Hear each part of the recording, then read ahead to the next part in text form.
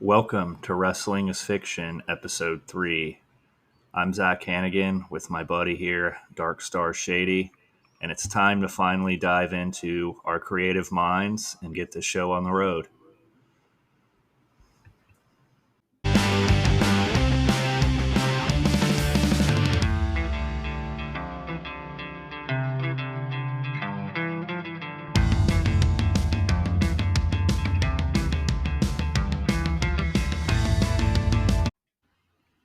All right, now that we've got the intros out of the way, it's me, Darkstar Shady, aka Steven.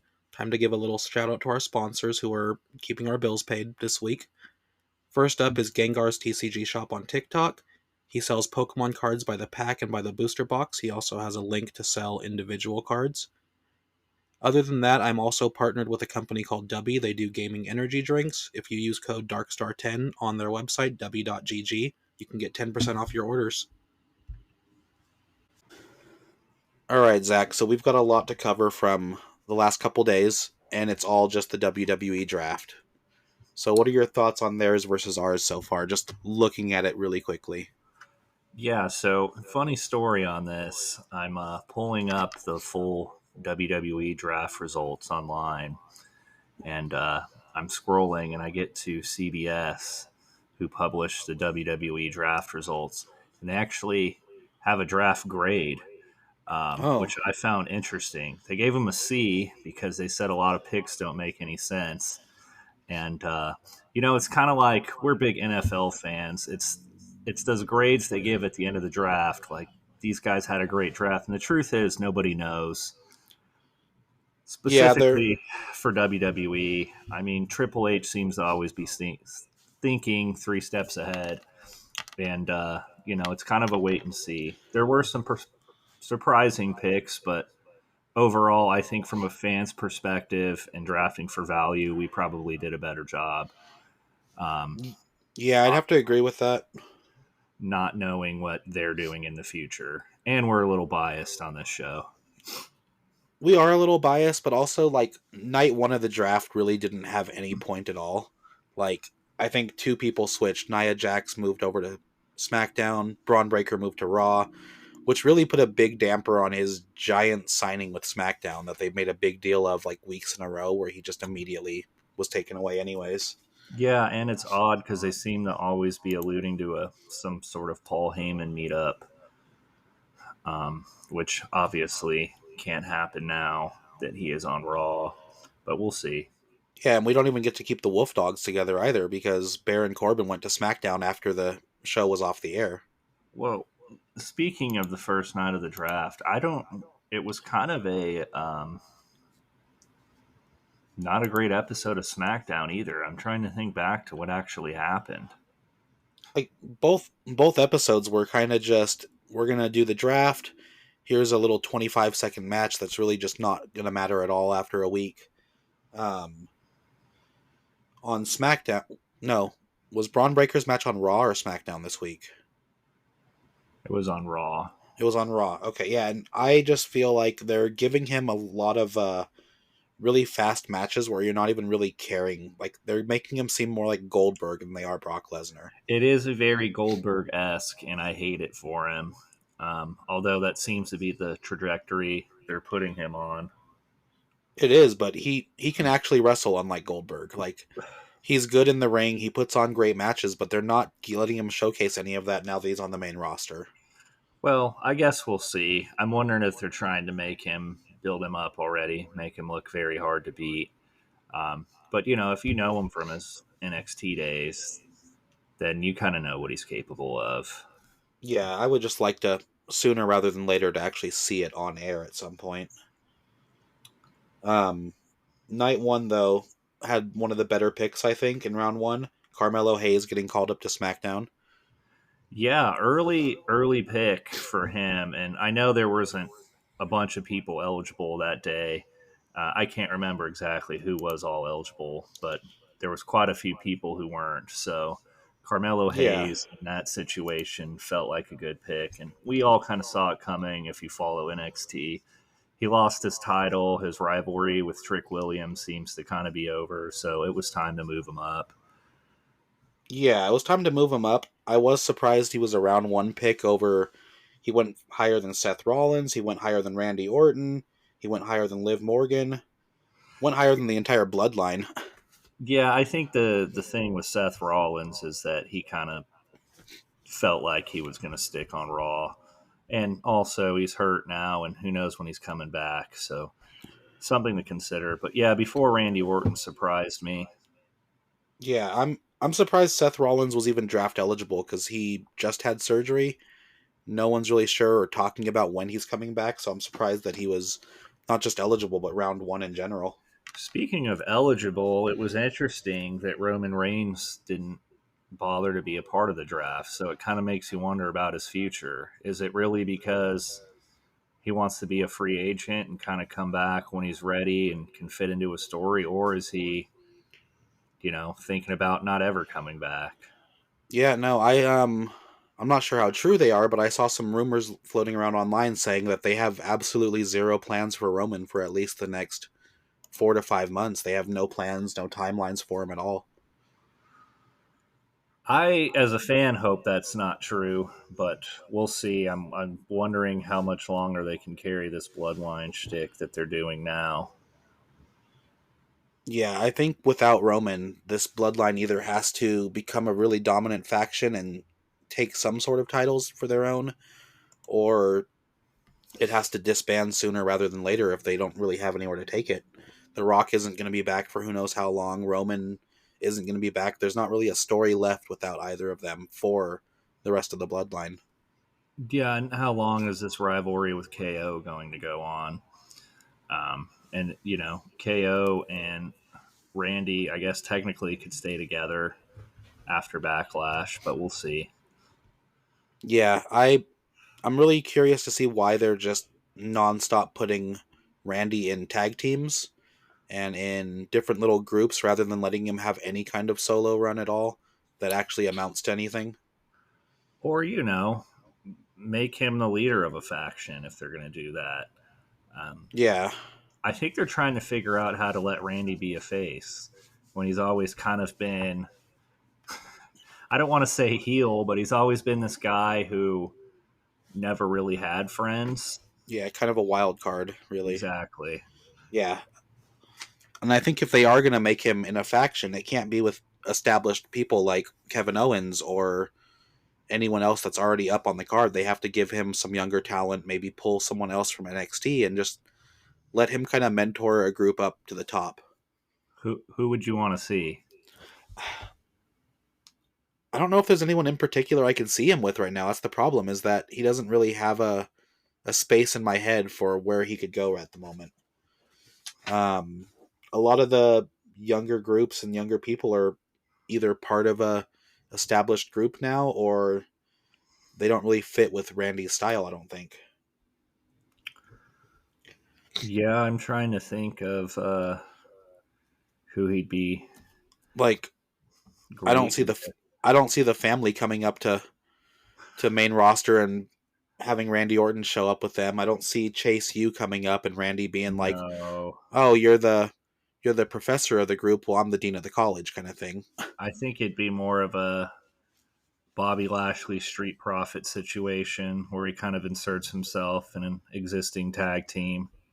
Yeah, I just at this moment I don't see a tag team that would be a great fit for Randy. Or I would love for him to go with Pretty Deadly, be an attractive tag team, that's for sure. yeah, no, that would be interesting. I don't know how we'd feel about that character exactly. There'd be a little bit of Yeah, friction in his group again, where he's trying to be a part of it, but at the same time, he's like, "You guys are a little much for me," you know? I know. So I'm looking at this draft, and I think we talked about this a little bit via text.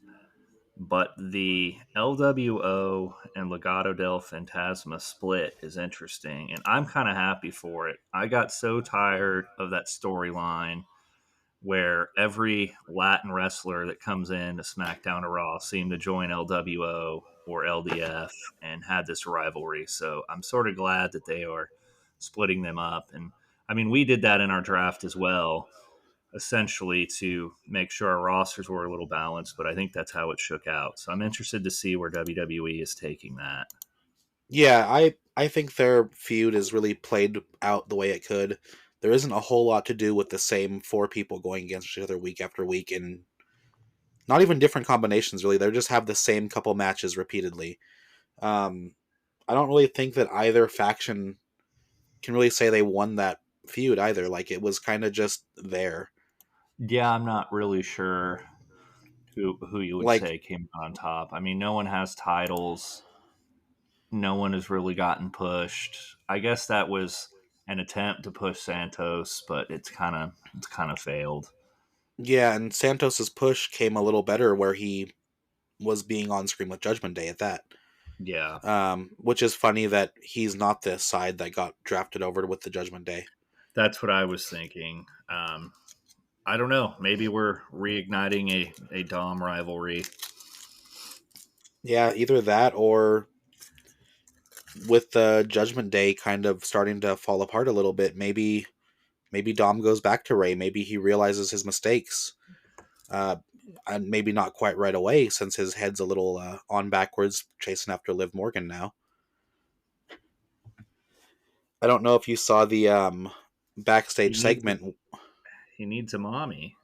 Yeah, I don't know if you saw the backstage segment where just in the background, Liv Morgan walked out of a room, and I saw it. a little bit later, Dom walks out too. And first of all, good for him. Yeah. I Good think for him. are we going to have a custody of Dominic match when Rhea Ripley comes back? You know, I opened up TikTok today and I saw someone post. There's rumors out there that he made up himself custody of Dom ladder match. There's already like all over Twitter, all over I TikTok. mean, can There's you the blame the guy graphics. to have two women like that fighting over him? I get You it. know, We get it, Dom. We get it. like I said, good for him. Good for him. Just live your life. But I'm interested to see if Judgment Day and LWO have something going. If they're gonna break up a couple groups and kind of shift their alliances a little bit. Yeah. And going back, I guess not to the draft, but it's part of the draft. Raw, I thought, did a little bit better job um, making that show interesting. I mean, you have Patrick Mahomes and Logan Paul. You're in Kansas City. You get your Braun Strowman comeback. And the CM Punk and Drew rivalry, I mean, I don't even need to see them fight. If they just cut promos against each other the rest of the year, I'd be happy because they are so good at it. Yeah, no, I think Raw definitely had a better show. I'm not sure if it's because there was less draft rounds and more TV time, or if they just have a better product right now and some better wrestlers at the moment. Um, they kept a lot of their big stars on Raw. They got a couple new names over both nights, but they did have genuinely better matches. Sami Zayn had an Intercontinental Championship match against Big Bronson Reed. I think I've told you a couple times I'm a little over Bronson just being kind of shoehorned into everyone else's rivalry instead of having his own Yeah. moments. But It's like when they need somebody to defend the title, they just throw Bronson at him. yeah, it doesn't matter if Sammy's in another feud, if Gunther was another feud, they're just gonna throw Bronson Reed in there just to kind Yeah. of mess it up for a couple weeks to get him to the next big event. But they did have a title match. Candice LeRae had her match against Maxine Dupree after being eliminated in the Battle Royale by her. Yeah, Um, that's a fun arc they're taking, that LeRae and Hartwell group. Um, kind of turning heel a little bit, a little darker, starting to do a little bit extra to pick up some wins. I'm interested in that. Yeah, no, I'm really liking their storyline. I really like Candice LeRae. I think she's a fantastic wrestler that hasn't had a lot of opportunities the last year or so, and they're finally giving her a little more of a push. It's nice to see her both just on television in a title match here and there. And then here's your other one. I'm surprised you didn't say this. Your girls in Damage Control. Yeah, They're all moving over to Raw. superstars. I guess with the tag team titles, they kind of were already both shows. But what are we? We're gonna get a Becky Lynch, Io Sky thing popping up here. Yeah, I'm interested to see. They're teasing things like that, and I was unsure if Becky would have the title long enough to tease anyone else's championship opportunities, or if Liv is going to take that title sooner rather than later.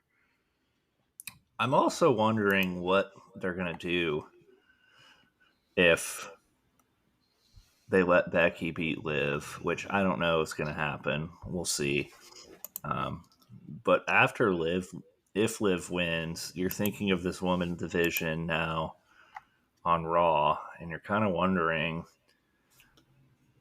who's Liv's next opponent. I mean, how long is Rhea Ripley out anyway? Yeah, especially Because because Nia Jax isn't there anymore. yeah, and Becky Lynch just said, "Hey, whenever Rhea's back, I've got her title shot right here." Yeah. So, are they planning on keeping her as champion for a little longer than we expect?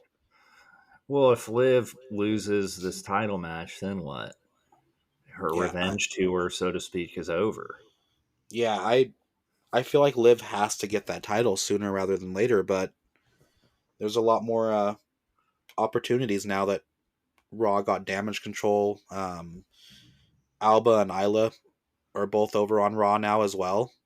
They definitely do mostly tag team, but Alba Fire's got a pretty good solo run in her past as the in NXT UK, I believe. And they've definitely been playing up her singles competition more than they have the tag team the last couple of months. Yeah. Um, you kind of called that one. You drafted them, and you're like, "I love them. I'm going to take them." And then, lo and behold, they do get that call up. Surprising for me was the Dijak call up. Um, Yeah, not only Dijak, and I don't think it's surprising that we saw Kiana James hmm end up in SmackDown or Raw, but it was just so early. I mean, she hasn't yeah, been around that long.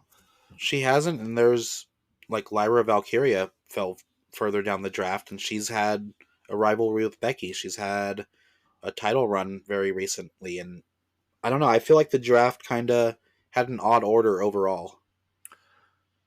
Well, I appreciated about the NXT, and I don't know this for sure, but it seems like they really had no idea who of them was getting drafted. So we got that genuine response with Shawn Michaels being able to hand them the hat of their brand and give them a hug and give them some words. I thought that was a really cool moment. Yeah, I don't know if I read this correctly or not, but someone on Twitter said that only one or two of the NXT people knew they were being called up, so it was a little more genuine for some of them. And it seems like it kind of goes that way for NXT overall. Tiffany Stratton did a interview recently where she was talking about being called up to SmackDown. And after the Royal Rumble, she actually didn't know. They kept saying, "Hey, be prepared for this," and she's like, "Am I getting called up?" And they're like, "We don't know." "Hey, we might need you this date. Am I getting called up? I don't know." "Oh, by the way, be on SmackDown tonight. You're up," and it's Well, permanent. So yeah, I mean, I really think they probably don't know. Creative gets in there one day. Are we going to need her or not? So yeah, I promise to our listeners we're a little more organized than that. There is a method to the madness. I don't think we talked about calling up NXT people randomly, but maybe we will at some point. yeah, Our yeah. The way rosters I are see pretty it, full. yeah, the way I see it is anyone who wasn't drafted to either of our shows, you can either assume they're down in NXT, or they're just kind of free agents that we can pull from as we need. Um, we Our draft was a little different because we obviously don't script our shows, but we also didn't talk about our draft at all beforehand. We just told ourselves the rules.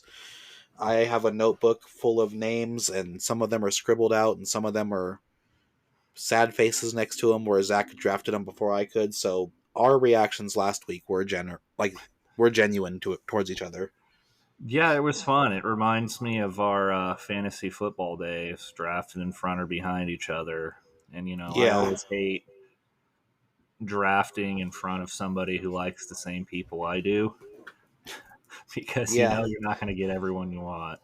yeah. That made it really fun because I had to plan for, like, I don't have actual storylines fully fleshed out for the next year, but I had to plan. Okay, if I get this person, this is where I want to take them eventually. This is this person. Never mind, Zach just got him.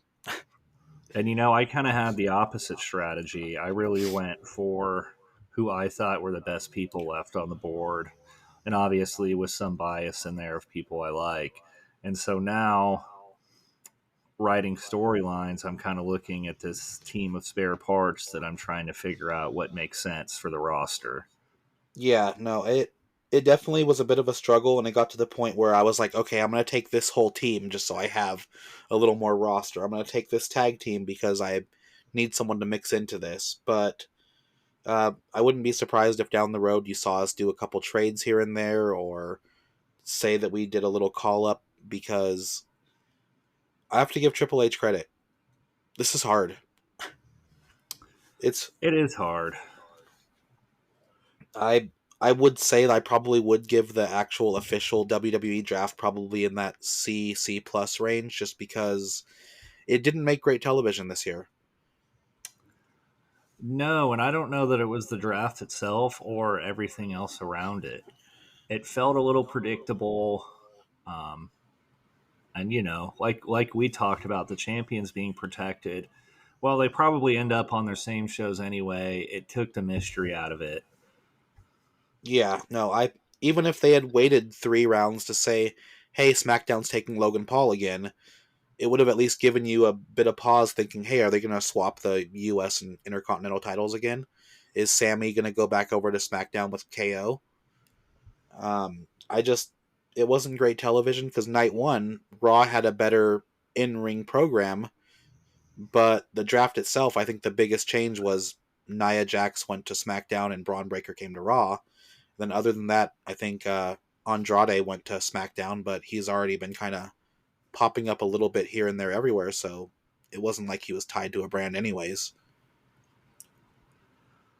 All right, so before we forget, and the viewers are like, when the hell did you take these people? I don't remember that when I listened to episode 2 because I know you all tuned in for the whole thing. Um, Steven and I got together and kind of did a dark draft, similar to how the draft keeps going on social media, and took a few more names. So, added to the Raw roster, real quick, Lyra Valkyria, the Creed brothers, and Ivy Nile, the New Day, Pretty Deadly, and Braun Strowman. Yeah, and then we also decided that because you took Zoe Stark, you get Shayna Baszler with her. True. So you get that little added extra person. And then for me over on SmackDown, we actually don't know how to count apparently, because while recording last week, it turns out I only did 24 picks. Public school So kids, man. yeah, no, public school underfunded. They were trying to cut our education from first grade on. Didn't even teach So us to count. yeah, no. So my 25th pick after the LWO is officially going to be Ricochet. And then I did add 3 more to my roster after that. I didn't think I needed a whole lot of extra people because I did take a lot of factions and tag teams I have to figure out now. But I did add Dijak, Blair Davenport, and Wesley. Yeah, good, Which, good to see our yeah, friend Wesley back. It's odd. We yeah, talked about him a couple days before, and he comes back yeah, last night. yeah. Even yesterday we were on the phone doing these draft picks, and I was like, I have zero idea when he'll ever come back. And then a few hours later, I'm at a concert and get a text message, "Hey, Wesley is back." So I guess I get to use him almost immediately then. Yeah, and I like the stories they were doing with him, so it'll be a fun guy for you to have to Yeah, use no, somehow. I think he's really talented. What do you think about what they're doing with him in NXT and coming back in that North American Championship picture? I want a little more for him. I get it. He's just coming back, so it makes sense to me. But he was a guy that I thought had the potential to be up on the main rosters, and unfortunately, his injury probably kept him from that this year. Yeah, and I understand that that North American Championship kind of is his championship after being what the longest reigning NXT North American champion. Yeah, But at the same time, I feel like he's kind of played through that title as much as he could. They should have had him at least come back and do something with Trick Williams, or at least have him in that upper card title picture. I agree. Speaking of North American titles, I like that NXT has a women's North American title. We've talked about mid card titles for the women's division on the main rosters, which now that we're in charge of our own shows, I guess we could technically do down the road. Um, Not an official teaser for you guys. This is just me thinking off the top of my dome, but could make our women's divisions in each roster a little more interesting. Yeah, I was really surprised that NXT is the one that announced a women's mid card title. It makes sense they lost their tag titles when Alba and Isla got called up, and they, for some reason, unified those titles and just took them away completely. But I was surprised to see that NXT is announcing theirs, and neither of the main rosters are.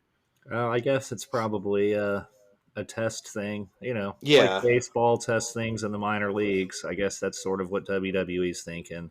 yeah, and it would make sense for at least one of the main shows to have another women's title. Um, over back to the draft, Damage Control is going to Raw, taking those tag titles over to Raw with them, but they're also drafting women's tag teams like Alba and Isla to Raw again. So it just kind of makes it feel like SmackDown is not going to be getting to showcase the women as much as Raw does. Yes, the tag team is supposed to be kind of free agents, where if Damage Control loses those titles, they are then bound to Raw themselves, but the titles can float.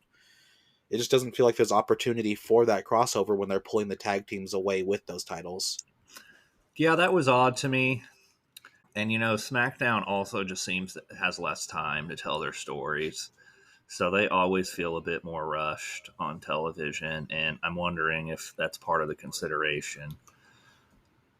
Yeah, I'm really curious to see once we get to Netflix for Raw, if Raw shortens its show at all to kind of match SmackDown, or if one day down the road SmackDown does add a third hour. We shall see. Speaking of SmackDown, Mr. Steven, I think it's Yeah, time we start getting into our own stories here. I know you have a couple things you want to explain about the timeline before you get going. yeah, Um, I'm going to hand it to you. I'm going to be quiet and I'm going to listen to your SmackDown. And for the listeners, this is the first time I'm hearing this too. So just like a fan, it's like me sitting down on a Friday night and watching a brand new episode of SmackDown. yeah. So this is where our podcast is really getting started. We did our draft, but now we're going to get into writing our own stories. So the way that it's going to work each week is that we're recording these on Wednesdays. So we'll be recapping the previous week's SmackDown from Friday, any weekend PLE, and then the Raw after those events. And then what we're going to be writing is for the week after. So we'll be writing for the SmackDown after our recording, the PLE after the recording, the Raw after that weekend. So this week, we're recapping the draft from last week, but we're not going to use any of those stories. We're trying to write ahead of the WWE, so Carmelo Hayes did not have that title match with Cody in our show. Our previous week was just our draft. We had a 2-day television event of just calling up names, everyone getting to go to the ring and cheer for themselves a little bit, and the crowd was bored with no matches. And then we're writing my SmackDown. We're going to do Backlash today, and we're going to do the Raw after Backlash. So, for you guys keeping track at home, Steven is getting ready to tell you about the SmackDown that will air May 3rd. Mm-hmm. And then you will get our version of Backlash of May 4th. And then you will hear me talk a little bit more about the upcoming Raw on May 6th. So, we're always sort of a week ahead. Yeah, it's already hard. We don't want to feel like we're stealing WWE storylines or borrowing from them. There is going to be some overlap, I'm sure, here and there. Some things that are happening on air with these current storylines are probably going to play into ours a bit for a couple of weeks as we kind of really move into our new rosters and try to tie up any storylines they have to start our own. But what we're going to do is just take you through our shows now. So I'm going to start off with my SmackDown. I feel like the longer we do this, the better written they'll be. Right now, I've kind of just got a few notes because I was out at a concert and just out all day yesterday. So a lot of my notes were just scribbled in my phone or in my notebook I was carrying around. Because you're an And adult and we always have stuff to do other than what yeah, we no. need to do. Yeah, I needed to be home yesterday just writing this show. And instead, I was walking up and down Main Street a couple cities over, eating at bakeries, then going to a concert. Yeah, that sounds Um, better than writing stuff down. Yeah, but I was hoping to have a little bit more fleshed out notes here, but I stayed up until about 3 a.m. writing a couple extra things, making sure I had some of the right moves down for some of these people. Well, personally, the weather's been phenomenal here in North Carolina. So I sat on my front porch and had a couple beers. So I'm no better than you. Yeah, Yours sounded more productive. I was hoping the weather would be better here. We had a couple nice days where it was in the 70s, and now it's back to the 40s again. So I don't know if we're ever going to have a nice day again here. Well, But it's yeah, the way it so goes. Without further ado, yeah, WWE so SmackDown. all right, so we're opening up the show with SmackDown, and the first thing that's going to happen is Jey Uso's music hits. He comes out to the ring. The whole crowd is hype. It's his first night on SmackDown back after being at Raw since he was signed up by them when he was kind of kicked out of the WWE almost. He wanted to leave. He kind of remade himself on Raw, and here he is getting drafted back to SmackDown. And he hits the ring. The crowd is cheering for him. Unfortunately, Pat McAfee's not on SmackDown to be up on the table dancing for him, but he looks over there with a little bit of sadness in his eyes, wishing he could see him there. But the crowd is there, the crowd is hype, and he pulls up his microphone. So that's when he comes up and he's just, you know what? I have my title shot for the World Heavyweight Championship. Judgment Day was drafted ahead of me. I bet Damian Priest really thought he could get away from me, but this is my time. I'm still here. I'm still following him. I'm getting my title shot. And this is going to be the two of us still at Backlash. Like, doesn't matter what brand you go to, I'm following you. I am the main event. I am main event Jey Uso. This is what I want. But then out comes Damian Priest. He comes to the ring. Typical same thing. It's been the last couple weeks. He's showing him the respect, but he's a little frustrated at this point. He's like, you know what?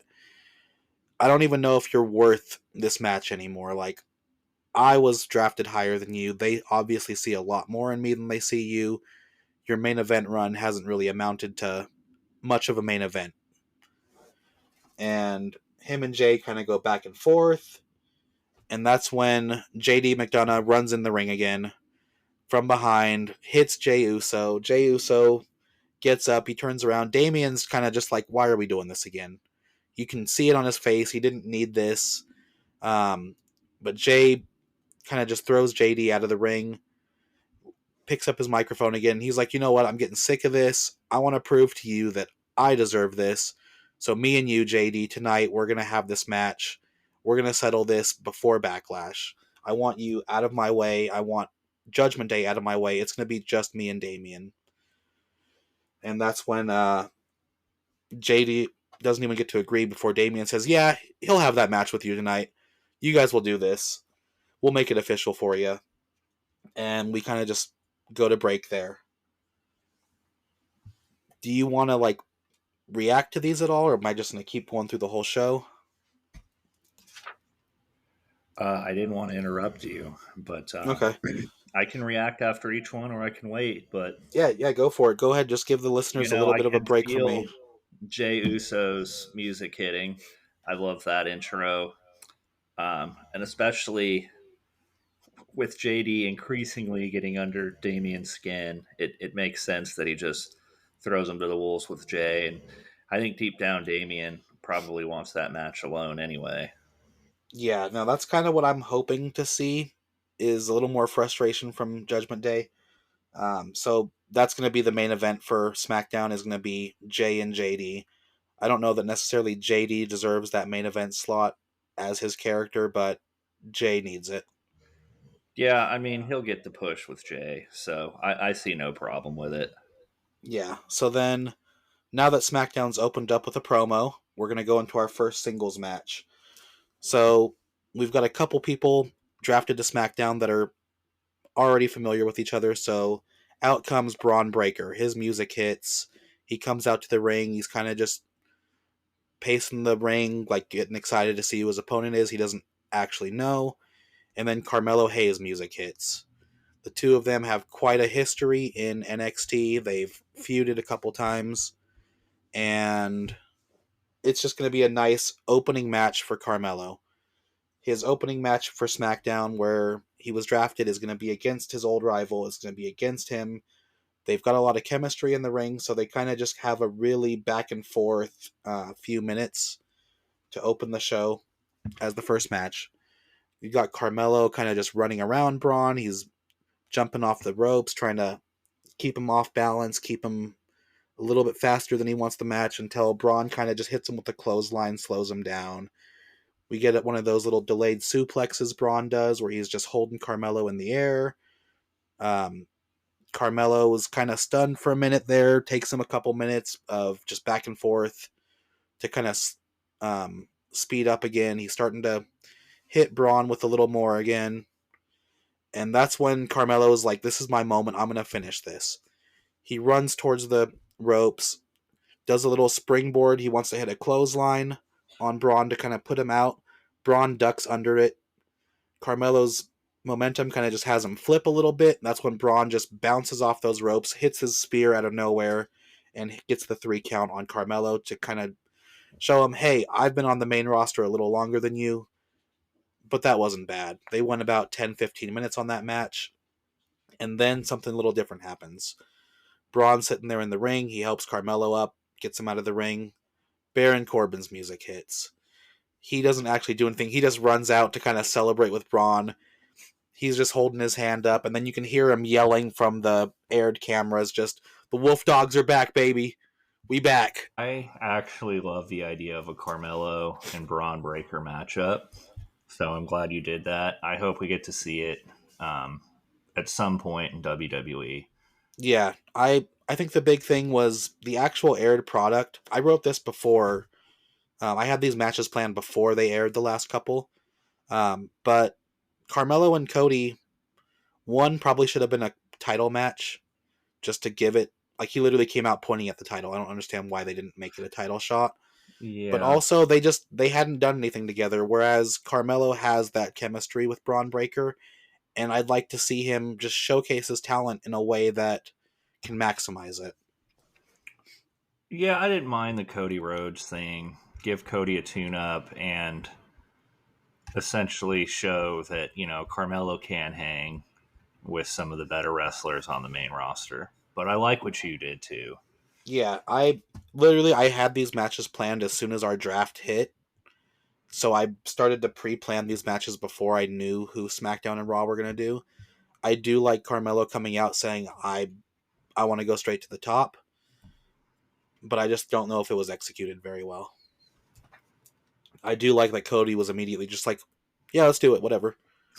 Yeah, you can have this match with me, but I was surprised that it wasn't a title match on. Yeah, I didn't get it. We knew Cody was going to win, so it's like just let him put the title on the line.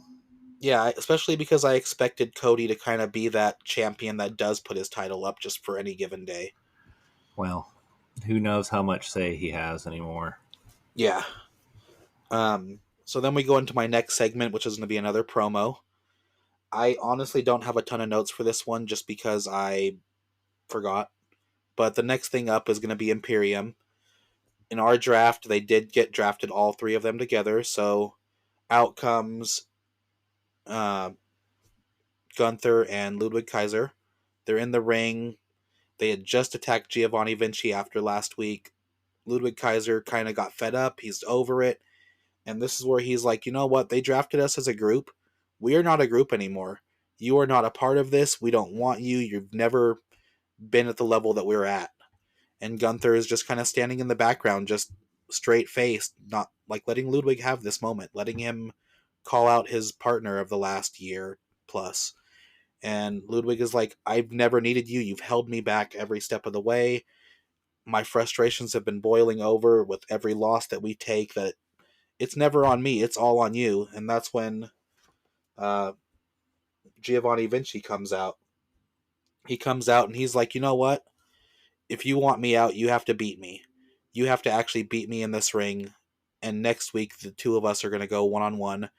And if you can beat me, I'll leave. I won't do anything else. There's no retaliation, but I will leave Imperium. But if you can't beat me, I think that we have to show that it was you that was the problem this whole time, and you're going to be the one getting out. And Gunther's like, I just need one of you. I don't care which one. You guys can fight it out. I don't need this. And he just walks out, leaves the two of them staring off at each other. Weren't they NXT tag champions together? They were either NXT or NXT UK. I don't remember which one, but yeah, Okay. they were tag champions. They've got a lot of history, but I think that outside of their storylines, Gunther and Kaiser go back a lot further. Well, they always seem to be the tighter of the two. Yeah, and I think Anyway, Giovanni Vinci is the one who had like a solo run as well before, who I guess we'll get to see again now that he's drafted separately from them in actual product.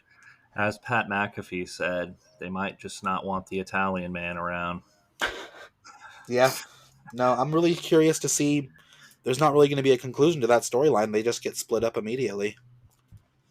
But All right. I'm gonna give them an extra week. So after that, we go from that to another promo. Liv Morgan comes out to the ring. She comes out. She's on a new show. She's been drafted away from her storyline. She wanted that women's world title that Becky has, but she's no longer on the same show. So she comes out and she's like, you know what? This was the Liv Morgan Revenge Tour. Not anymore. This is going to be Liv Morgan just doing damage to any women's division she's on. She's going to run through this place. No matter which title it is or who has it, that's going to be her. And right as she says that, Damage Control's music hits. And Dakota Kai comes out with Io Sky flanking her. Dakota, mic in hand. She's like, oh, it's funny you mentioned doing damage to the division when Damage Control is the one who needs to get that rematch. The problem with WWE's product right now, this is Dakota saying that, is that they're forgetting that Backlash means it's what's happening after WrestleMania. Io deserves her title rematch against Bayley. You don't have any say in what's going on in this show. You can't even beat any of us. You just got here. And Liv just looks at her and she's like, I'll beat any of you in the ring right now. That title is going to be mine. Kabuki Warriors come up from behind Liv and start to ambush her, and she just tosses them out of the ring. And she's like, you guys aren't worth my time. I'm going straight to the top. Cuts to a little break, and when it comes back, Liv and Dakota are in the ring together.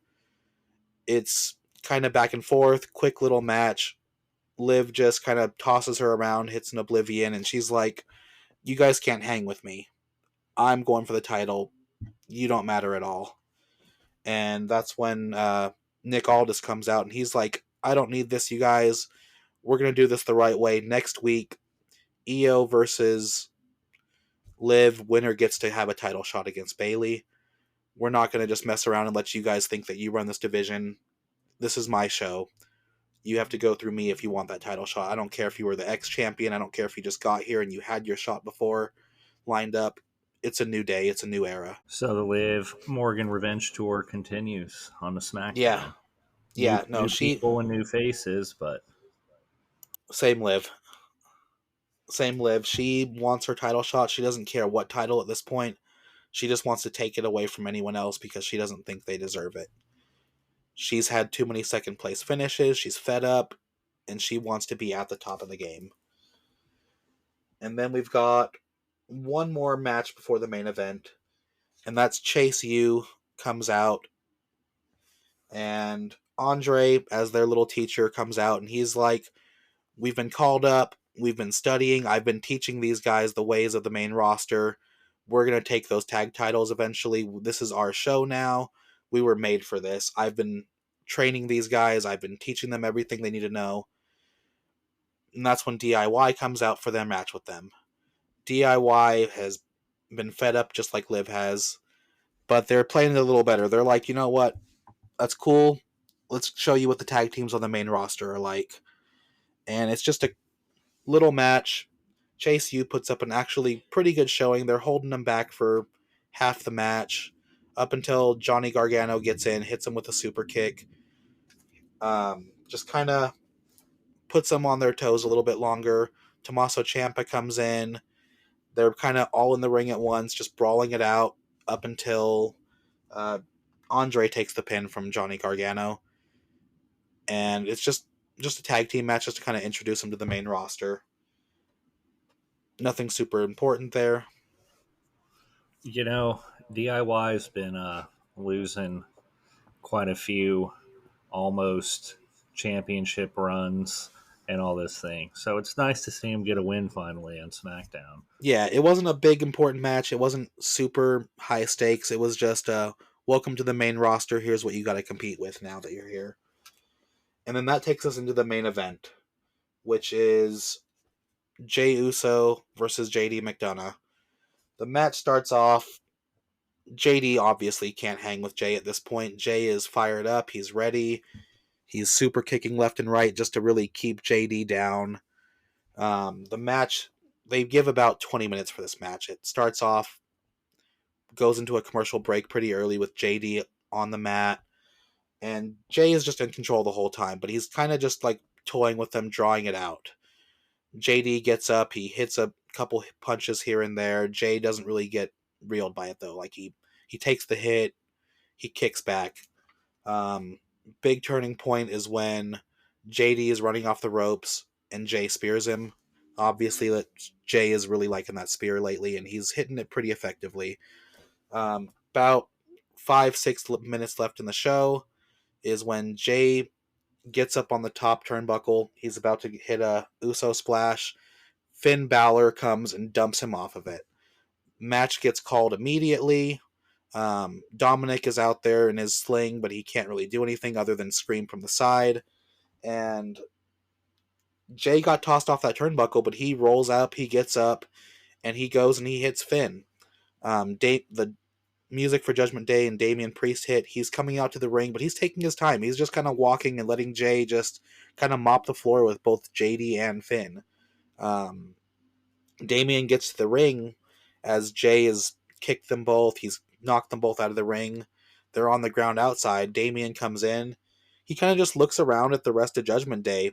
Two guys on the ground and Dominic in a sling, and he kind of just starts shaking his head.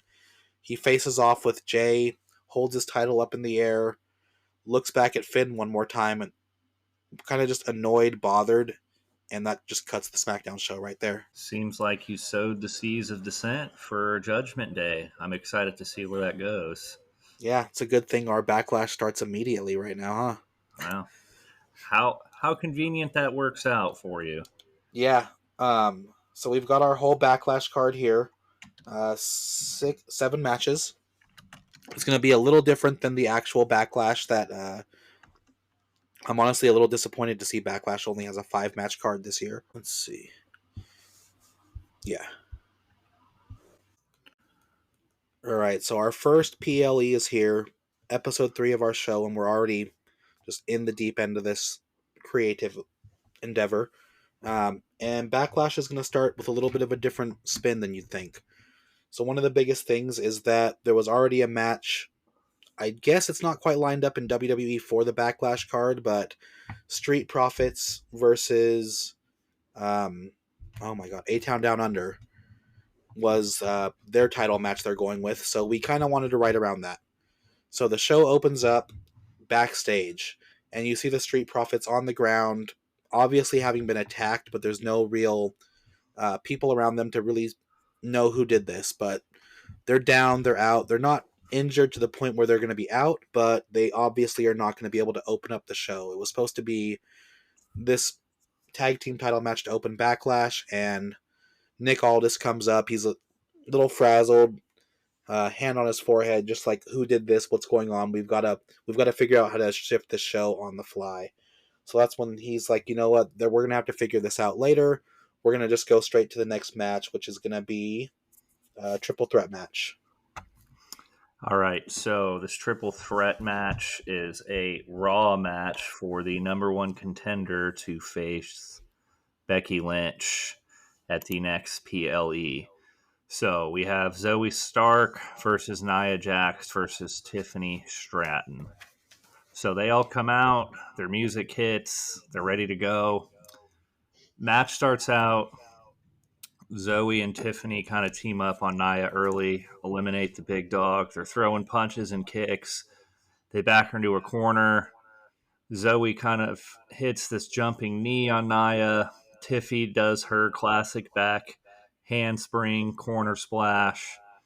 Nia kind of stumbles, and then they double clothesline out of the ring to get her out of the match, and those two kind of go at it.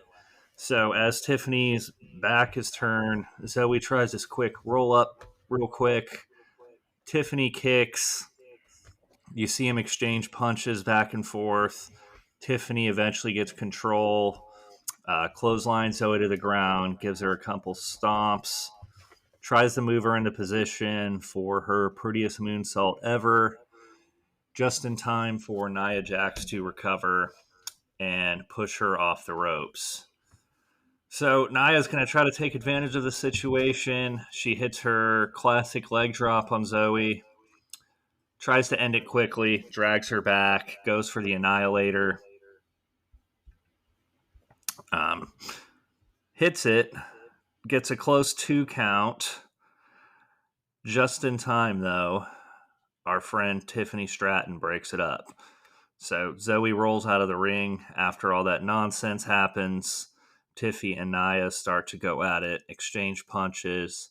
Nia kind of eventually overpowers her with a clothesline, hits her leg drop again, goes for a Samoan drop, and this is when Tiffy kind of breaks out of it, kicks her in the back of the leg, and runs off the ropes, sort of dives into Nia, knocks her down. She has her in position, hits her prettiest moonsault ever, and it is a pretty moonsault, I'll give her that. Nia kicks, though. Very close 2 count, so both women are just laying in the ring. The fans start to cheer, try to hype them up, get them back to their feet. They're finally back to their feet. They're exchanging blows. Nia gets control again and throws Tiffany to the corner, hits her running splash on her, knocks her to the ground, picks her up, goes to a Samoan drop, hits it. She's pulling Tiffany in position for the Annihilator. She kind of has her dead to rights. She's getting ready to hit her. She gets to that second rope, and all of a sudden, full speed, Zoe comes back into the ring, hits the ropes. It sort of shakes the ropes in the turnbuckle. It knocks Nia off balance. Zoe's able to push her off the top rope, kind of knock her out of the ring. Zoe takes advantage of it, picks up Tiffany, and hits her K360 signature and sort of steals the win. She is your new number one contender to face Becky Lynch. I wasn't sure where you were going to take that one, honestly. Like, that was a good opening match for all three of them on your show. You didn't really get the build up to Backlash that I did because we don't have a Raw beforehand. So I had no idea where any of your stories were starting or going. So this is a good start, I think, for you. Yeah, if I did get a little build up, it would have been, Becky's looking for a challenger, and Nia has history with her, obviously. Zoe has history with her, so those two sort of answer the call. And we know Tiffany Stratton being who's the center of the universe, so she comes out and says, "Hey, it's my time to be in the main event picture." Yeah. Yeah, no, I like it. I like where you're going with it. I'm excited to see the story play out. And then next up on the Backlash card is a bit of a interbrand match. We kind of wanted to finish off this storyline, so we've got RKO, Randy Orton, and Kevin Owens against the Bloodline, Solo and Tama Tonga. The thing is that it's going to be a very quick match. Like, Solo needs the build-up. He needs to show his power and dominance. So it starts off, the Bloodline comes out first, and then KO's music hits. He comes out angry as usual. He's been beaten up by them. I think it was 2 weeks ago where they threw him out bloodied up. And Randy comes to him and he's like, I'm gonna help you with this. We're gonna come out, we're gonna just put them in their place again. And so KO gets about halfway down the ramp before Randy music hits, and he starts walking down. KO's not even waiting for him. He just jumps straight into the ring, starts throwing punches. They don't even have everyone set. Like the tag team, everyone's in the ring. Randy comes sliding in. He goes to just immediately hit an RKO on Tama Tonga. He hits it. He lands on his back, and you can see him start wincing a little bit. Um, Tama Tonga kind of rolls out of the ring for a minute. KO gets thrown out of the ring by Solo. The bell finally hits, and Solo picks Randy up. He starts hitting him, starts kicking him. He's got him, just kind of Irish rips him against the ropes, picks him up, Samoan drop on his back. Randy's in pain. You can see him just wincing and kind of rolling around on the ground. KO gets up to the apron. Randy barely makes the tag as Solo tries to stop him. KO gets in the ring, and Randy literally just kind of falls out. Like, he doesn't get up and get off. He literally just falls out of the ring. He's on the ground out there. And Tama Tonga's finally recovering. He just slides right back in the ring. KO's got Solo in the corner. Tama Tonga kind of pulls him off of him. And he goes to... KO kind of turns around, kicks him, goes to hit a stunner, and Tama just pushes him forward. Solo comes up, hits a Samoan spike. KO is out in the middle of the ring. Randy Orton's down on the ground, and Solo just gets that pinfall quick. KO and Randy kind of came out cocky, thinking, you know what, we're sick of this beatdown, we're sick of this, we're splitting up soon. We want to send them off, but they couldn't do it. They got a little overconfident, and Solo just kind of put them in their place. And the bloodline reigns supreme again. They just don't seem to go away. Yeah, doesn't matter where they are, but the biggest thing is that Kevin and Randy kind of got knocked down a peg, and they're also going to be splitting up after this. KO going to Raw, Randy coming to SmackDown. That was kind of their final push to say we're not going to take this from you, and they couldn't stand up to what they thought. All right, And then so I guess that brings us to what's supposed to be our tag match. yeah, so it got pushed back a couple things. Um, Grayson Waller's music hits. They don't even hit Austin Theory's. Grayson just comes out kind of cocky, dancing like he does. He's got a microphone in his hand. The two of them are in the ring. And Austin Theory is kind of just sitting back against the turnbuckle. And Grayson's still kind of just like showboating. He's like, you know what? Thanks to whoever took out our opponents, it's obvious they weren't strong enough to even come out here. Like, no one can step to us. No one can handle us. This is our championship. SmackDown is our show still. These are our titles. Doesn't matter what happens. Like, hey, shout out to Final Testament. They're probably the ones who took out the Street Profits for us. They've had this thing going. And obviously the Street Profits don't deserve to be out here with us if they couldn't even handle running into you backstage. What they don't know is that backstage, Tommaso Ciampa has gone to Nick Aldis, and he's like, hey, remember how we won that tag team match last night? Put us out there. Watch what we can do. And Nick Aldis, he agrees, and he's like, they're already out in the ring. You go out there, we'll ring that bell for you. We'll start that match. You guys get that title opportunity. And as Grayson Waller is kind of just showboating, Austin Theory is kind of just in the corner, just arms crossed, just like, I'm going to let him say whatever he wants. I'm just here right now. I didn't even know we were coming out here. And DIY music hits, and Tommaso and Gargano literally run to the ring. Tommaso goes to Johnny Gargano, and he's like, we've got a title shot right now. Hope you got your gear. I know we weren't planning it. Let's get out there. And they just literally run down the ramp, and Grayson Waller kind of just looks up like, who are these guys? What are they doing right now? This is not your time. And then they come running out. Gargano gets in the ring, just immediately super kicks Grayson Waller, and he follows him out of the ring. Tommaso Ciampa and Austin Theory are standing there. Ref comes in the ring, hits the bell, and the match starts. And Austin Theory is like, I wasn't prepared for this. No one told me this was happening. And Ciampa just runs at him, hits him with a running knee, just right to the face. Austin Theory's kind of stunned, falls to the ground. Ciampa goes to pin him, kicks out at 2. Match continues. He wasn't quite stunned enough, like he was surprised, but he got out of it. And then, um, meanwhile, Johnny Gargano gets up to his corner.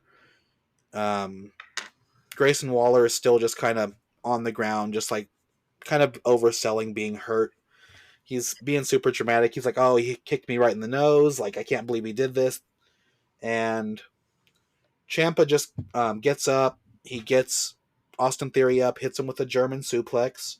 He tags Gargano in, and Gargano just gets in the ring, looks at Austin Theory on the ground, and he's like getting a little bit of flashbacks for a second there to when they used to team in NXT together. And he's like, "We're past those days." Immediately puts him in the Gargano escape submission, and that's when Austin Theory taps out, and we've got our new tag title champions for SmackDown, DIY. Wow, already titles Yeah, changing hands. yeah, no, Grayson Waller was just a little too cocky, a little too excited to think that his match was up, and Austin Theory just kind of let him. He was just sitting in the corner letting him showboat, and it was their downfall. DIY is in the ring celebrating. They've got their tag titles. Candice LeRae and Indy Hartwell come out just to kind of congratulate them. Johnny's wife, Candice LeRae, they're out there together, and they all just walk off back up the ramp while Austin Theory kind of gets up and goes to help Waller up. But at the same time, you can kind of see he's a little frustrated with him. He's like, you didn't even get back in the ring with me. You didn't even try at all." All right, that'll be an interesting SmackDown coming up. Yeah. Next match, we are doing our women's tag match. So from Raw, we have Jade Cargill and Bianca Belair against the Kabuki Warriors. So we kind of have this power and speed dynamic going here. Yeah, another one of those inter-brand matches, too.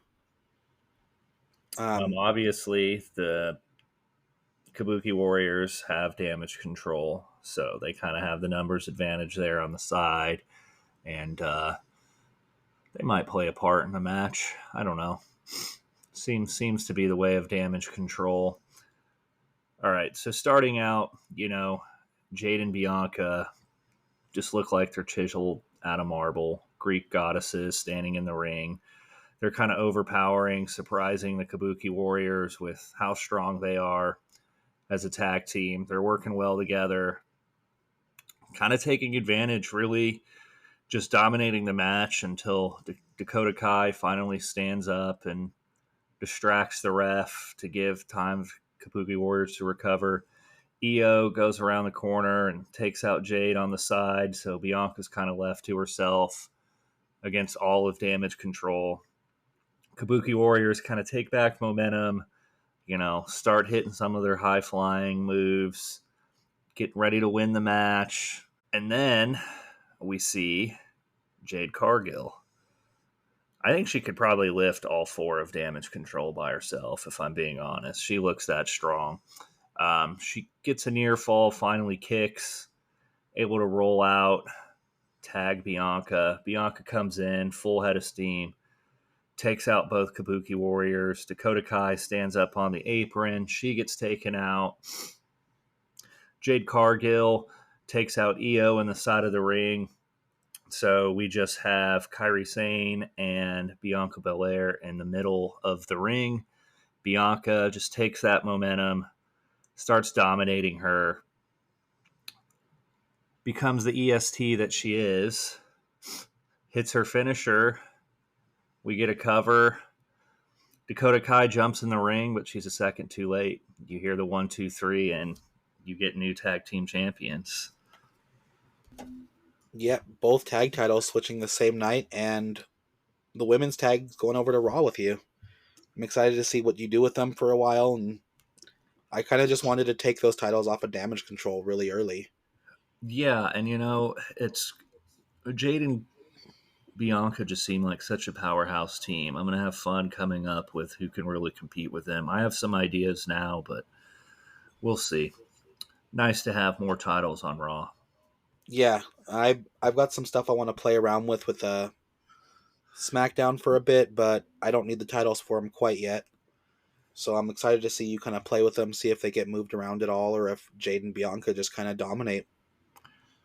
Yeah, we'll see. Um, yeah, and So then as that match is ending and Jade and Bianca are out there celebrating, that's when Bailey's music hit, and she just comes out to the ramp and she just looks out at Damage Control, just kind of huddled together, kind of defeated at the moment.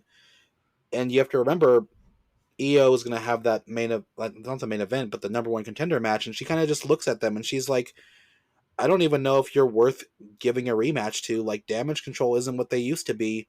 You guys are taking losses left and right. There's no gold left on there, and you're not getting this gold either. And that's when she just kind of walks away from them, and it cuts to break right before our co-main next match. events. Yeah, All so right, so co-main events, we didn't really go off script with WWE. We let the guys who earned the shots sort of take them in our stories too. yeah, so we drafted, not necessarily purposefully, but we drafted and kept those champions and number one contenders on the same brand. So SmackDown ended with Jay and Damian facing off, and a little bit of frustration with Judgment Day with themselves, with each other. So it comes up. Jay Uso comes out first. His music hits. We've got Pat McAfee on commentary for Backlash. He's dancing. The whole crowd is hyped. Jay's coming out there. He's kind of taking it all in. He's a little slower than normal. He's looking at the crowd and he's like, "This is my time. I fought back to get here. I lost to Roman on the other side." And he's just taking his time coming out. He's dancing. He's cheering with the crowd. The crowd's energizing him, and he's thinking this is his night. So then once his music dies down, Judgment Day's hits. Damian Priest comes out, title in his hand, holding it up already. He's got Finn, he's got JD, he's got Dom in a sling, who's kind of just there. They're all standing tall. Damian's kind of just looking at him. He's resigned to the fact he knows they're all going to be there with him. It's his group. He sees himself as the leader now. And they all just proceed down to the ring with him and just kind of go back around by the commentary desk as Damian gets in there. Titles held up, and the Jay and Damian just face to face square up against each other. Bell rings. The two of them just take a minute to kind of stare at each other, just watch each other, just kind of measure the moment for each of them. And that's when Jay just kind of runs back against the ropes, bounces off, kind of throws himself at Damian. Damian stumbles back but doesn't fall. Jay does it a couple times. He even goes for an early spear. He's like, I'm going to end this quick. Goes off the ropes one more time. Goes to hit that spear. Damian just kind of sidesteps it and tosses him out through the ropes. Jay's on the ground. Damian just climbs over the ropes, jumps off the ring, and just grabs Jay, throws him into the steel steps. Judgment Day kind of just comes around. They're watching. They're all cheering on Damian a little bit. They're laughing at Jay as he's like on the ground.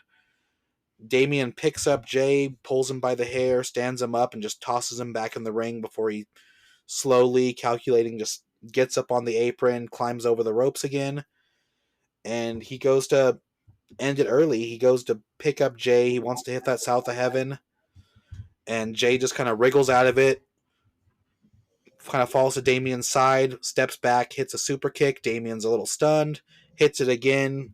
Damian goes down. So then Jay gets up. He goes to go hit the pinfall. 1, 2. Damian kicks out. Jay's a little frustrated. He gets up. He kind of backs up a little bit, waits for Damian to get up, hits him with another spear.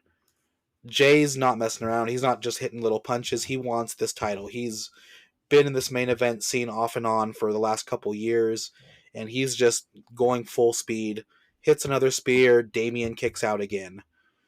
So Damian is starting to slow down a little bit, but gets up, and when he does kind of just stop Jay a little bit, he just lifts his hand up and just slaps down onto Jay's chest as hard as he can. Jay kind of just falls back a little bit. Damian kind of runs back at the ropes a little bit, just hits one of those little like flying enziguri kicks that he likes to do, which is terrifying coming from him. Jay's a little stunned. Damian's like, maybe that was enough, goes for a quick pin, barely hits 2 before Jay kicks out. The two of them start going back and forth again, just kind of slapping and chopping, punching. Um, the two of them are kind of just taking each other to the limit a little bit. They're both wanting this. Damien hits a big boot, knocks Jay to the ground, goes for a quick pin again, gets a 2. Jay kicks out. The two of them kind of just stop for a second, and Dom kind of distracts the ref. He gets up on the apron, and the ref turns his head. That's when you see Finn start to hand the title to Damien. But then Jay sees it. He's like, not today. Super kicks Finn off the ring. Super kicks Damien. Damien falls to the ground. Jay gets up. He starts to kind of get on the turnbuckle, but he takes his moment again. He kind of looks around. He's like, this is my time. Referee is watching again. Finn gets up a little quicker than he thinks, and full view of the referee, Finn just dumps Jay off of the turnbuckle and gets in the ring. The ref has no option but to call a DQ right there. So Jay gets that win technically, but Judgment Day's in the ring. Finn gets in, JD gets in, and JD kind of just starts knocking Jay down. Finn gets up on the turnbuckle, hits his coup de grace. Jay's on the ring, on the ground.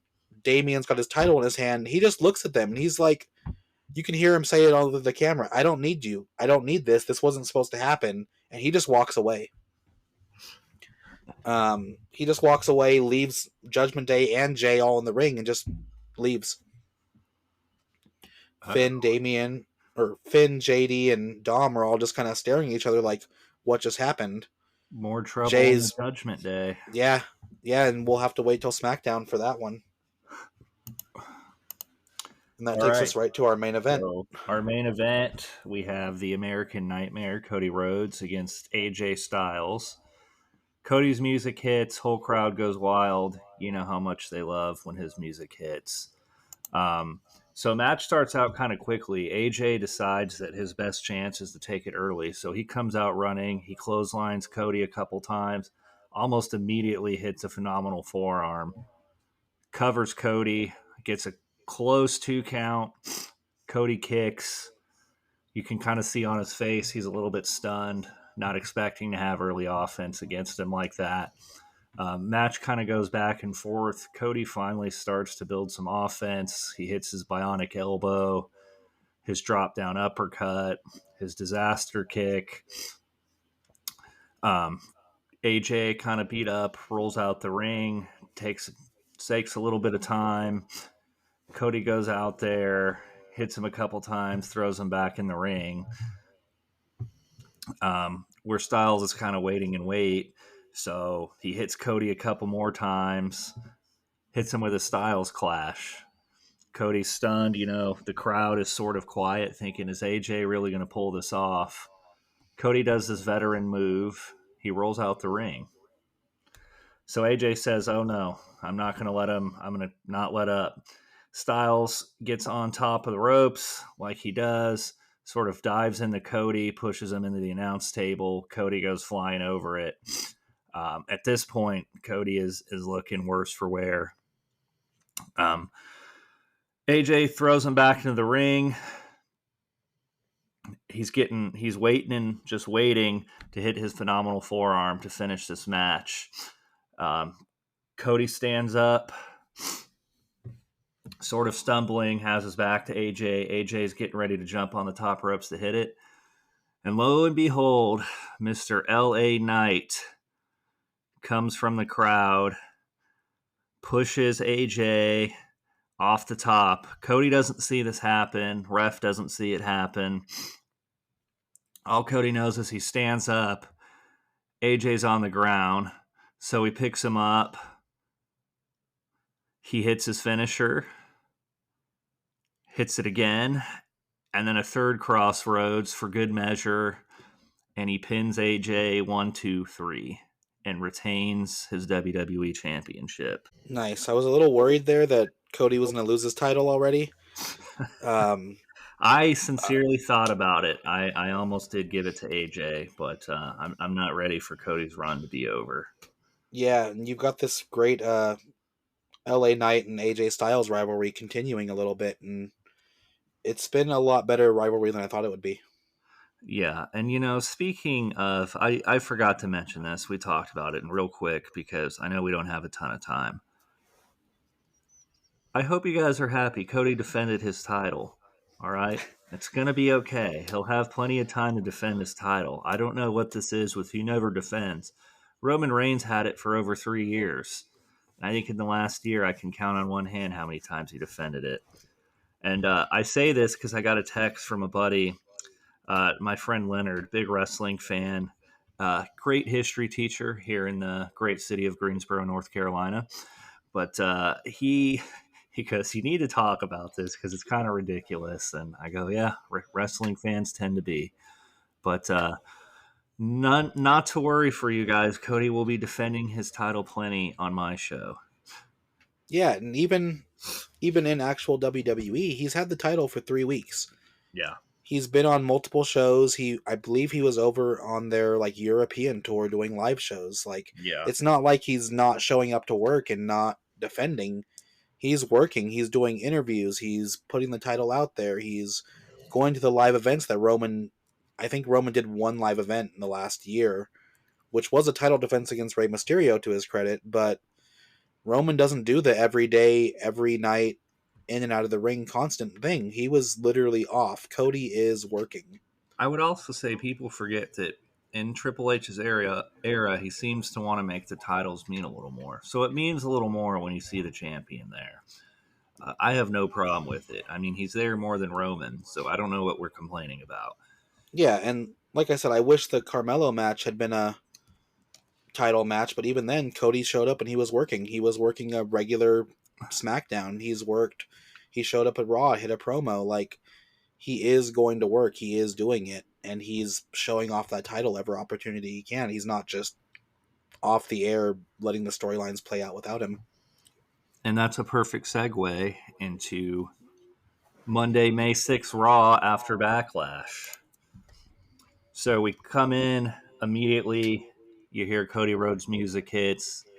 Crowd is singing their woes. And he comes down and he's holding the title. Um, and he hits us with the, what do you want to talk about?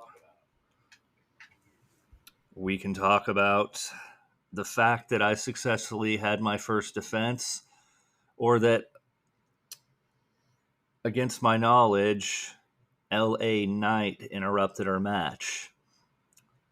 And so he says, Knight, if you want your shot, this isn't the way to get it. Once that happens, AJ Styles' music hits. He comes out. He walks down to the ring, addresses Cody, and says, I didn't get a fair shot. That was taken away from me. I want my rematch. Which Cody is getting ready to agree to it, that he deserves a rematch. And then all of a sudden, Adam Pearce comes out and says, hold on, hold on, hold on. You could see he's a little furious.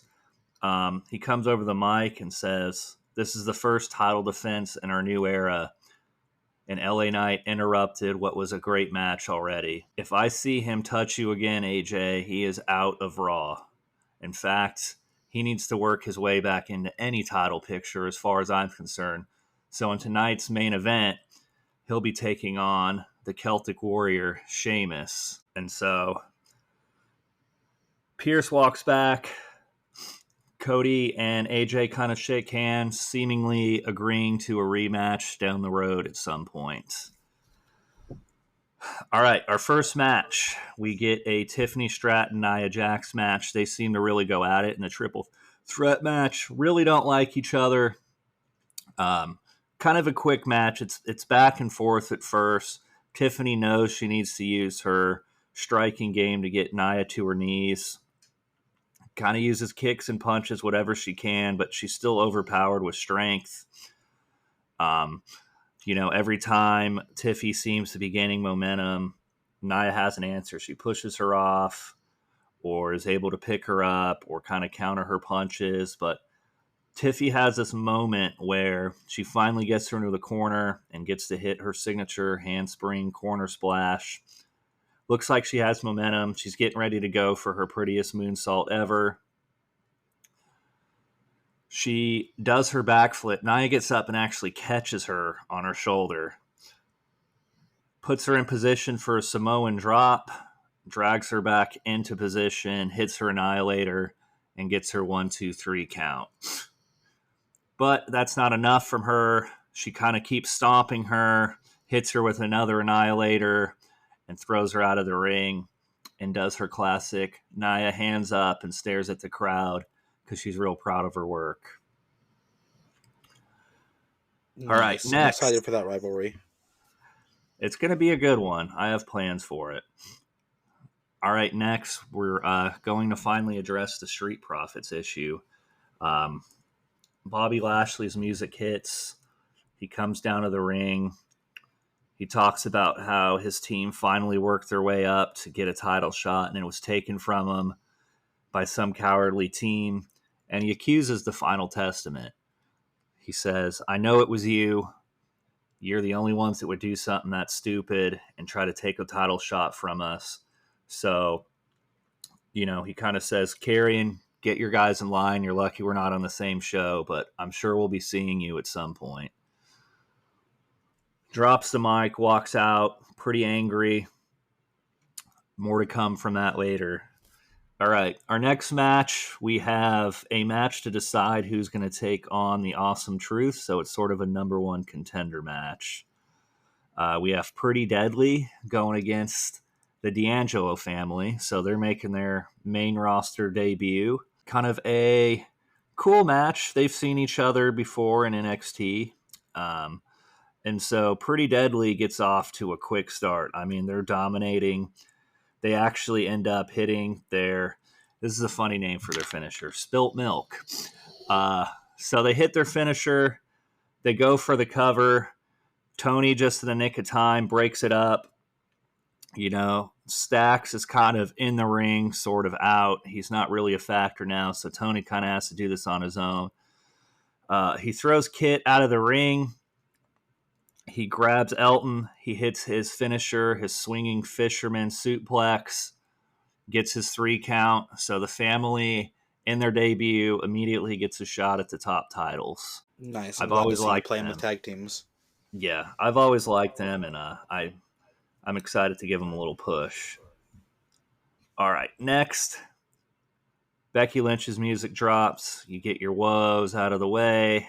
She comes out in classic Becky style and says, it looks like I finally have someone to fight for this title. Zoe comes out, interrupts, and says, I've been waiting a long time to get my hands back on you, and it's even better that it's for a title. And Becky, in her mocking manner, goes, you don't have your little puppy Trish with you anymore to help you out. It's just going to be me and you. So they kind of have a standoff in the ring, sort of alluding to their big matchup at the next PLE. Next, we're going to have the debut of Ilya Dragunov. He's going to, I guess not debut. He had a match as, I think, a Smackdown or 2 ago or a Raw. I can't remember. I know he had a match, though. Debut for us on Raw. He's going to take on Kofi Kingston. Michael Cole says this is a chance for the Mad Dragon to test that he belongs going up against the former world champion and just world-class tag team athlete. High-flying match. I mean, Ilya and Kofi are flying all over the place. It's back and forth. Ilya gets his momentum, and he hits his finisher, the H-bomb, off the top rope. It's too much for Kofi. Covers him. 1, 2, 3. Ilya builds momentum, and we'll see what we do with them from here. And we can't have a Raw without our new women's tag match. Tag team champions hitting a promo. So Jade and Bianca come out. They're flaunting their titles around, saying, we want to be fighting champions. Anybody in this division who thinks they can take them from us is more than welcome to try. And I bet you can guess who interrupts. It's got to be Chelsea Green. It's always Chelsea Green. Chelsea Green, Piper Nivens interrupt, say those titles should have been ours. They were taken from us for too long. Should have been us in that tag match at Backlash. Jade and Bianca wanting to be fighting champions. They say, okay, well, why don't you come for us next week? And so they set up a tag team title match for next week. And then finally, our main event, Sheamus comes out, the large Irishman that he is, kind of stands stoically in the ring. Not really sure if we're heel or face right now. Sheamus is just kind of finding his way back as well.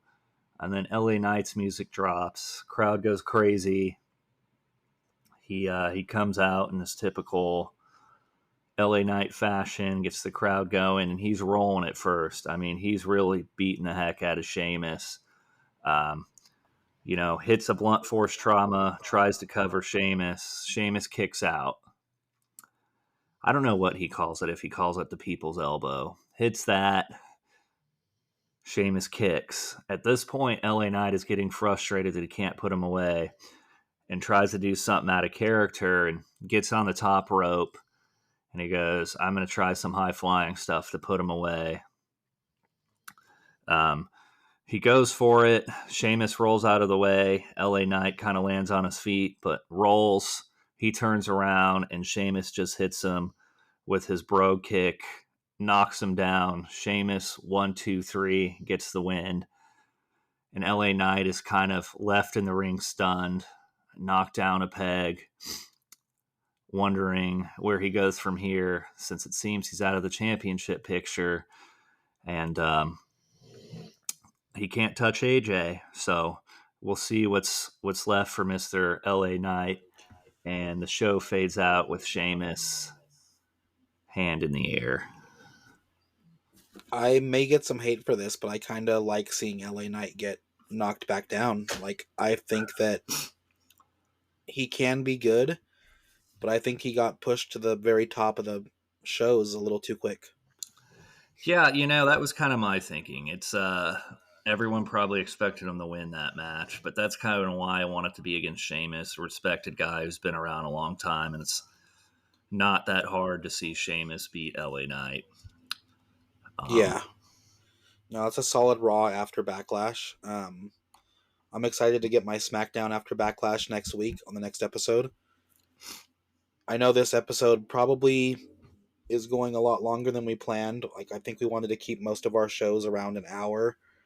This is probably going to be hour and a half or so, which it's Backlash. It's a PLE. Like, I think we can steal a longer show for that. Yeah. But most of our weekly episodes will probably be in that hour time frame. Maybe the PLEs will be a little longer when we have to collab and do an extra show in the middle. But this is thanks for sticking around this long. If anyone's still listening. Yeah, and if you come across our clips and reels and such online and you're a fan, please like and share them. That is the best way to get other people to hear this.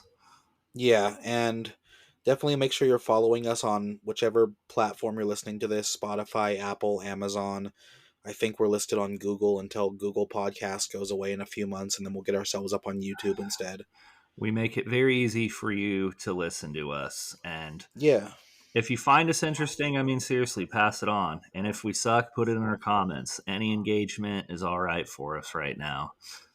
Yeah, each episode we've posted has a little section to leave a comment. We can publish the comments on Spotify so everyone can read how much you hate us. Last episode we did have a poll going. I don't think we talked about this, but we had a poll going for who drafted better. And that poll actually ended up 75% Zach, I believe. Of not many votes, but based off the names, I can see it. But we'll see how the Yeah. story writing goes. Yeah, you definitely got like the big. You got Becky, you got Cody, you got Tiffany. I know R-Truth and Sami Zayn won you at least one of those votes, two of those votes. But you do have some big names. I don't think I got quite as much like main event star power as you did, but I've got a lot of storylines planned. I'm hoping that over the next year we can shift at least one of those votes over to my side with the draft. Yeah, looking forward to it. Looking forward to next week. Yeah, and like I said, everyone, if you can just follow, leave a rating, uh, share this with your friends if they like it. And then if you like us, I'm on TikTok, Twitter, X, whatever you want to call it now, Instagram, all under the same name at Darkstar Shady. Instagram is kind of half personal, half fun stuff. Twitter is mostly just me either re-sharing things about wrestling or getting mad about wrestling with the occasional little Taylor Swift post. And then TikTok is where I do trading cards, I do live streams, gaming, I do show off some video game collection stuff, just a little bit of collectibles and stuff like that. Anything you want to add to the end of that, or are we good to see him until next week when we get to pick up with the Smackdown after Backlash? No, looking forward to next week, and we will talk to you guys then. Yeah. Thank you guys. Thank you, listeners.